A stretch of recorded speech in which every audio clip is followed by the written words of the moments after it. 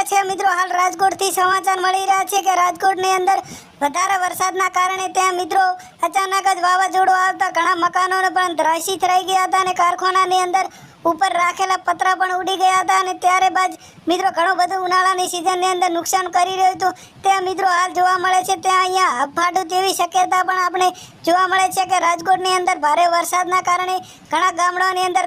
મકાનની અંદર પાણી પણ ઘૂસી ગયા છે અને હાલ મિત્રો ઘણો વરસાદ 12 થી 15 ઇંચ જેવો વરસાદ પણ પડી રહ્યો છે। આપણે આજુબાજુ ગામડાની અંદર ઘણો વરસાદના કારણે તંત્ર પણ એલર્ટ કરવામાં આવ્યું હતું, જ્યાંથી લઈને અંબાલાલ આવવાના આગાહી આલી રહી છે। હાલની આપણે વાત કરીશું કે 27 મે ઘણો વરસાદના કારણે ઉનાળાની સિઝન હોવાના કારણે અમદાવાદના ઘણો વરસાદના કારણે રાજકોટમાં વીજળી પણ તાડકી હતી, જ્યાંથી લઈને આજુબાજુ ગામો પણ વિસ્તારમાં આપણે જોતા હશે કે વધારે વરસાદના કારણે વીજળી પણ આપણે જોવા મળી છે અને ઘણા લોકો પાણીની અંદર ફસાતા પણ તંત્ર